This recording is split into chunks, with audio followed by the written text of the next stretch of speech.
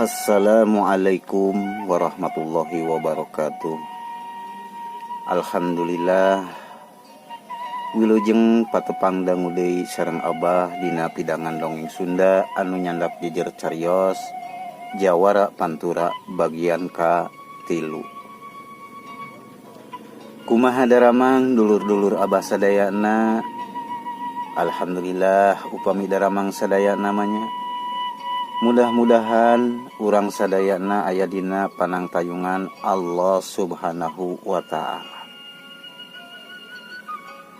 Sate acanna ieu dongeng di lajeng Abah nyuhunkeun pangrojong ti dulur-dulur Abah sadayana kangge lumangsungna karya-karya urang Sunda ku cara neken subscribe, like, share sareng komen. Insya Allah Abah sareng Ngajomantara Channel bakal terus marengan para mitra setia di mana wae aya. Hatur nuhun kana pangrojongna. Mangga tuh para mitra sadayana ulah nyangkolong ting kana waktos urang teraskeun pedaran dongeng urang anu katuna kamari carios nyambung anu judulna Jawara Pantura. Mangga atuh wilujeng ngadangukeun dugi karengsena.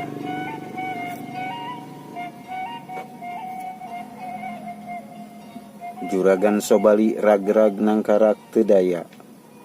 Ari rampog nu hiji nyuruntul bari ngahembatkeun bedogna. Ari Juragan Sobali hatena ngalenyap. Ningali kitu teh pasrah kana kaayaan. Ceuk dina jero hatena. Ayeuna aing palasra teh ya Allah. Ceuk geurentes hate Juragan Sobali. Bari peureum manehna. Salila peureum Juragan Sobali kaget sabab ngadenge anu ngoceak. Barang Juragan Sobali beunta manehna olohok bengong sabab si rampog nu rek ngadek. Ka manehna teh ngadon kekeremengan nyekelan leungeunna. Ari bedogna maceleng. Ari anu dua pating gulitik teuing kajadian naon nu tumiba kana eta tilu rampog. Anu jelas mah di hareupeun Juragan Sobali geus ngabadega dua jalma nukangan Juragan Sobali.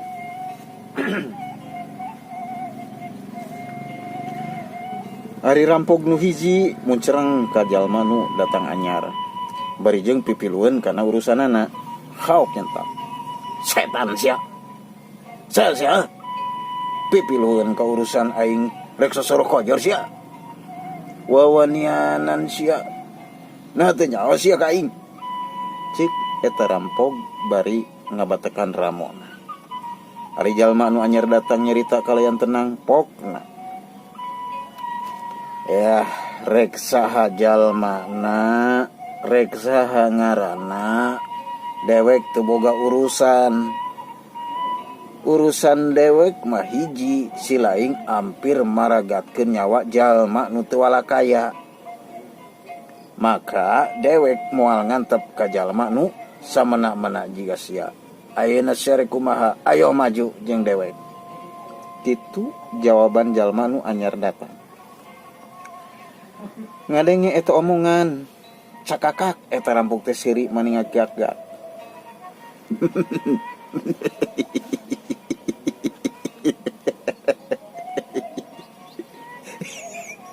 Aduh.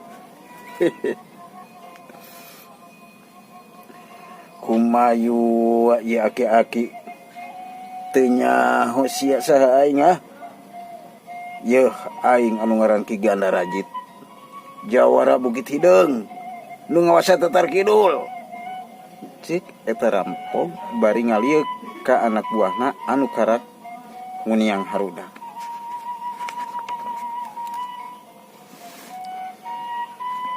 Harudang sia kunyuk. Goblok sia mah repes meer. Sok selang tong asa-asa ku sia. Keun aing anu nyangkala kaki-aki ieu. Beakeun tong disesakeun ku sia. Cik eta rampog anu ngaran Ganda Rajit ka anak buahna. Ari anak buahna teu leleda sabrut duana nyerang ka jalma nu rada ngoraan. Tungtungna der galungan ragot pisan. Ari Ki Gana Rajit nyerang ka aki-aki ku Panarajang nu ngabahayakeun ku cara luncat. Turna dirapetkeun, leungeunna rancu ka luhur miuni Garuda ngapak. Bari ngogorowok manehna. Ngablesat muru notog ka eta aki-aki. Tiat, blesat. Ki Gana Rajit ngablesat muru ka eta aki-aki. Ari eta si aki-aki teu lider jiga anu nunggu serangan. Eta we barang Ki Gana Rajit datang, eta aki-aki ngageledayekeun awakna nepi ka ngedeng di taneuh. Atuh plos awak Ki Gana Rajit teh nyeplos. Barengan jeung kitu suku eta aki-aki nyejek cangkeng Ki Gana Rajit nu ku jejekan anu rosa. Gedug cangkeng Ki Gana Rajit dijejak satakerna. Atuh puguh we eueur mah Ki Gana Rajit teh nyerang pohara cepetna ditambah ku jejekan satakerna. Akibatna kecepatan awak Ki Gana Rajit 5 tikeleun serangan awal. Akhirna awak Ki Gana Rajit teu bisa dikendalikeun ku manehna sorangan. Balukarna Ki Gana Rajit sarua jeung ditotogeun ka tangkal Kiara. Dadana neunggar kana tangkal kocak Ki Gana Rajit ngocak. Siap cebrot. Tobat. Gubrag. Ki Gana Rajit ngagubrag ngulapes kapiuhan. Ari anak buah Ki Gana Rajit ningali gegedugna nangkarak teu walakaya, duanana rada ciut wawanena. Katempo tina gerakanana sabalang bentor. Eta we nalika duanana nyerang. Pereupna bareng kahiji tujuan nyaeta cukang irung pamuda teh. Atuh eta pamuda teh kacida ngeunahna keur ngahindar. Lep eta pamuda teh sirahna ngalalep langsung depok bari ngababadkeun pecutna kana suku eta dua rampong. Brebet cetar. Kocak duanana ting jerengkang. Bari nyarkalan sukuna. Cakatak eta pemuda teh siri mending agak.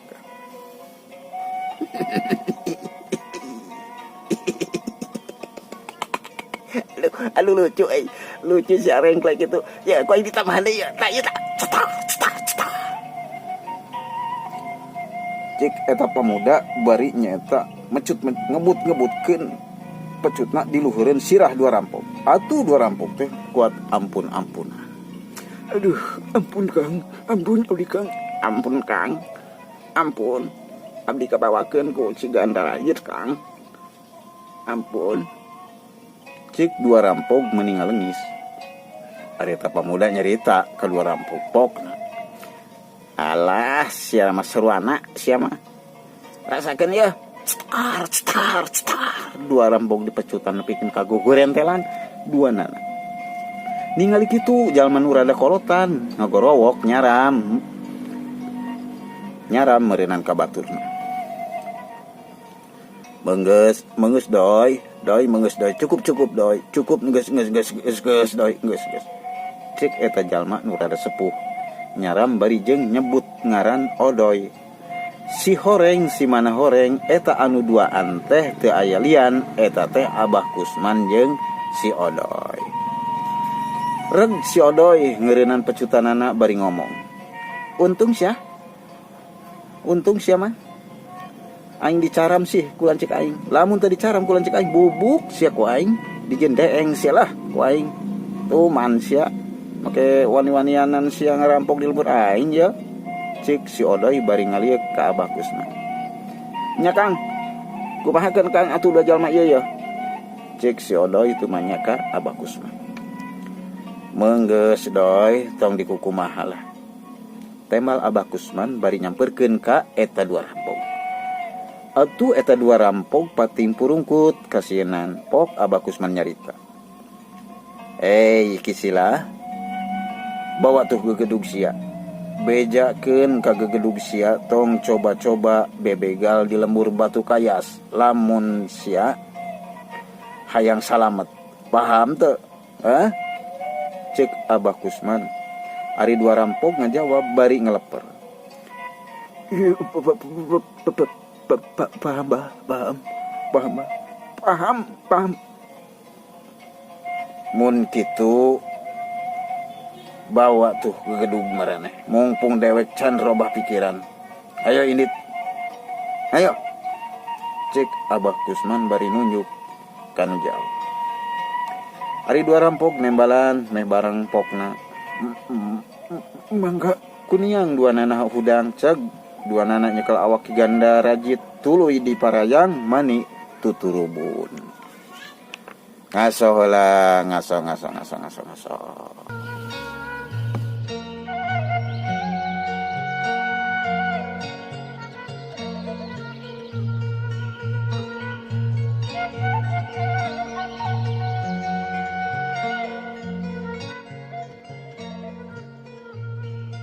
Mangga orang teraskeun. Ari Abah Kusman karak sadar yen didinya masih kene aya jalma lian tuluy ngalieu ka juragan Sobali anu can kuatin hudang. Ai, doi. Coba panghudangkeun doi. Sakalian tanya. Saha ngaranna? Ti mana jeung reka mana? Kitu doi, tanya doi. Cik Abah Kusman bari ngalieu ka si Odoy. Si Odoy nyamperkeun ka juragan Sobali bari ngomong. He Kang, kayak kukuring di rekitaros ya. Cik si Odoy rag hareupeun juragan Sobali tuluy cingogo. Ari anjeun teh saha ngaran? Ti mana asal? Lembur Karang Pamatuhanana ti mana? Jeung ayeuna aya di dieu rek ka mana sih tujuanana? Cik si Odoy mani panjang lebar. Juragan Sobali teu buru-buru ngajawab sabab cangkengna asa potong, sirah asa ajur, tetempuan pating sariak, dedengian pating jelengeng, tungtungna rumpuyuk. Juragan Sobali ngarumpuyuk kapiuhan. Ningali kitu si Odoy rempan tuluy ngagero ka Abah Kusman. Kang. Aduh, ieu kumaha sih? Kang, ieu jalma ieu pingsan Kang, ieu kumaha ieu Kang? Kumaha ieu Kang? Pingsan ka dieu buru atuh. Cik si Odoy hariweus-weus. Ari Abah Kusman nyamperkeun ceg kana leungeun juragan Sobali tuluy diteken lalaunan. Abah Kusman ngahulang sajongjongan, lila-lila pok jarita ka si Odoy. Doy, cik pangyokotkeun termos dipadati Doy, bawa ka dieu. Buru Doy. Ayeuna Kang. Ari silaing nya ayeuna atuh Doy, piraku kudu lebaran monyet. Nya. Oh, Kang piraku aya lebaran monyet lebaran. Emang monyet lebaran itu moal aya nya Kang nya. Cek si Odoy bari ngaleos muru ka padati. Tilila si Odoy ngurunyung balik deui bari mawa termos leutik. Pok si Odoy nyarita. Ieu termosna Kang. Gering kopina pahitnya Kang. Ngadengi kitu Abah Kusman molotot ka si Odoy. Kunaon make diinum Doy? Pan eta teh kopi aing anjing sia kumaha sih? Ente Kang teh diinum ieu, ente teh diinum Kang sumpah. Eta geuning sia nyaho ieu teh kopi pahit. Eta mah ngasaan saeutik Kang, ngasaan. Ampura we atuh Kang teh bang kopi pahit oge. Cek si Odoy bari bulahan belehem semuanya. Bari merekeun termosna Abah Kusman nampanan termos ti si Odoy tuluy dibuka. Barang breh kopina tinggal setengah. Atuh Abah Kusman mucereng deui ka si Odoy. Bari pokna. Atuh lain saeutik ari sia mah Doy, kopi aing meuni tinggal setengah kieu nurus tunjung sia mah euy. Cek Abah bari molotot ka si Odoy. Ari si Odoy kurang kireum bari nyata mainan nguliwat ka tukangan tetangkalan di dinya ngan ukur leungeunna we anu katinggalian teh. Bari nyarita, akang mah teu bang kopi pahit oge mani kuat ngambek gitu. Kesana lain kadulu wae oge. Akang nya amit aja lah kayak di gantian ku di pencetan lah jadi mah bari di alan huis. Cek si Odoy bari bageut. Ari Abah Kusman nembalan kasih Odoy. Tah janji maneh Doy, awas ditagih ke di imah euy kukuring ya. Benernya Doy. Ya awak pangpencetankeun bari jeung pangbatakankeun nya doi. Cek Abah Kusman bari mencerong ka si Odoy. Oh lah, tapi akang tong ngambek deui ya. Tong ngambek wae atuh, sirakanan oge kopi pahit. Kuat kitu. Cek si Odoy bari kukulutus. Geus kitu mah Abah Kusman anu keur nyekel termos leutik isi kopi pahit nu masih panas jeung ngebul eta termos diantelkeun ka irung Juragan Sobali. Titah ka ambu tur ka isep bau kopi jeung panas cairna. Bener we geuning Juragan Sobali teh ungsrak ingsreuk jiga nu seger ngambu aroma kopi bari jeung haneut kana irung jeung kana pernapasanana. Akhirna bray Juragan Sobali beunta tuluy rarat-reret jiga aya nu diteang. Ari Abah Kusman teu gancang nanya nempokeun we wungkul bari nutupkeun termos ku turubna. Lami-lami Juragan Sobali pulih kasadaranana, tuluy mencerong ka Abah Kusman bari pok nyarita. Aduh, ari Bapak saha jeung kuring aya di mana ieu teh?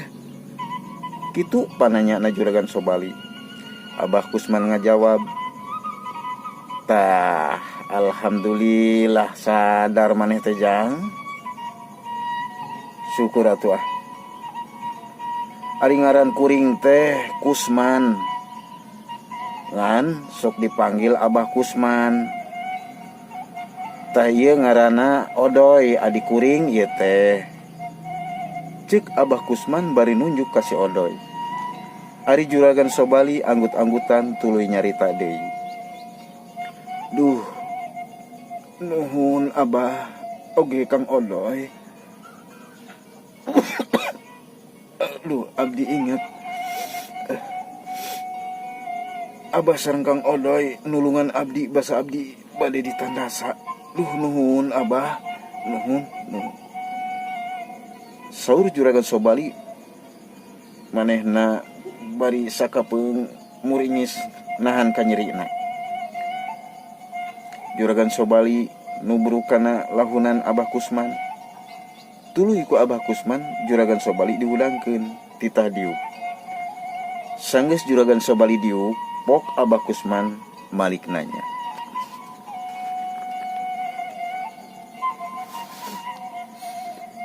"Tah, ayeuna Abah rek nanya ka anjeun Jahang. Saha ngaran anjeun, ti mana asal, jeung rek ka mana tujuan teh?" Saur Abah Kusman bari neuteup seukeut ka Juragan Sobali. Ari Juragan Sobali memeh ngajawab rurat reret jiga aya nu diteangan. "Ari anjeun Jang ditanya malah tempat-tempo kitu, neangan naon maneh teh Jang?" Cek Abah Kusman tumanya. Pok Juragan Sobali ngajawab, "Aduh, punten Abah. Sanes abdi teh sopan ka Abah. Abdi teh milarian supir abdi. Supir abdi Abah. Si Janggel ngaranna. Nah kamana nya sugan Abah ningali tadi?" Saur Juragan Sobali tumanya ka Abah. Abah ngajawab, "Henteu Abah mah teu ningali sasaha di dieu. Ukur anjeun wungkul sorangan." Cek Abah bari ngalieu ka si Odoy. "Sugan maneh Doy, nempo teu?" Odoy ngajawab, "Tita tadi oge kuring mah nya nempo tuh." Cek si Odoy, "Ari si laing nempo naon Doy?" Cek Abah Kusman, "Nempo akang nying si eta tita tadi oge pan." Ngadengi jawaban si Odoy kitu Abah Kusman molotot, haok nyentak. Dasar si Atah Adon, si Bau Hayam, si Saliwang, si Taramandi, si aduh entos tukang seueur-seueur teh atuh teh sasa sisi teh hiji ge wari atuh abdi mah. Keuleuh tu da aing mah. Ditanya ka mana jawab kadinya. Teu nyaho batur keur penting. Ya Doy, Budak ieu teh kalengitan supirna silaing manggihan henteu? Tanya Abah Kusman kasih Odoy bari semu gergeteun. Ari si Odoy ngajawab bari seuri. Oh, supir. Nanyakeun supir. Waduh. Apa itu nya anu di talian kukuring? Panyangka teh baturna si Ganda Rajet. Manehna ge ditanya teh lain baturna cenah. Tapi kukuring teh dipercaya, Bah. Bisi ngabohong. Hana saya kukuring ditalipuk 3 kali tadi teh. Aduh. Cek si Odoy bari teu kudu dititah manehna ngaleos rek ngajemput si Janggel. Ari ngadengi keterangan kitu mah Juragan Sobali regreg hatena pok nyarita. Duh, syukur atuh ari aya mah. Satadina mah abdi teh hariwang bisi ditandasa ku rampok. Saur Juragan Sobali bari ngusap-ngusap dadana. Tuluy neruskeun omonganana. Tah, abdi ayeuna bade ngawaler pertarosan Abah tadi. Ngeunaan diri abdi. Ari abdi teh katelah mah Sobali panglinggihan abdi di desa Saojajar. Pangna abdi aya di ieu tempat teh abdi teh bade ngontrol perkebonan teh sareng palawija nu aya di desa Batu Nunggal. Tak kitu Abah. Saur Juragan Sobali nerangkeun asal jeung tujuanna. Ari Abah Kusman unggut-unggutan nguping cariosan Juragan Sobali, pok Abah Kusman nyarita. Oh, jadi ngaran si Ujang teh Sobali. Atuh jalma aya meureun ari ngagaduhan perkebonan enteh mah. Saur Abah Kusman. Tuluy Abah Kusman neruskeun omonganana. Tadi kukupingan Abah teh perkebonan Ujang Sobali teh di Batu Nunggal. Bener teh Jang? Tanya Abah Kusman. Juragan Sobali ngajawab singkat. Muhun Abah. Saur Juragan Sobali. Berarti teu jauh jeung lembur Abah ukur kahalangan 4 lembur. Ayeuna mah kieu wae Jang. Urang ka bumi Abah we heula. Teu kituna tujuan Ujang Sobali teh saarah jalanna sareng bumi Abah. Sakalian urang ubaran eta raheut dina irung jeung dina mata. Kumaha Jang? Saur Abah Kusman tumanya ka Juragan Sobali. Ari Juragan Sobali ngahulang teu buru-buru ngajawab. Keur kitu kurunyung si Odoy jeung si Janggel daratang. Tah ieu lain Kang, jalmana, ceuk si Odoy ka Abah Kusman. Nu ngajawab Juragan Sobali, bener. Ieu supir kuring, syukur gel maneh salamet euy. Saur Juragan Sobali bari ngusapan leungeun si Janggel. Bari ngareret ka Abah Kusman, neruskeun omonganana.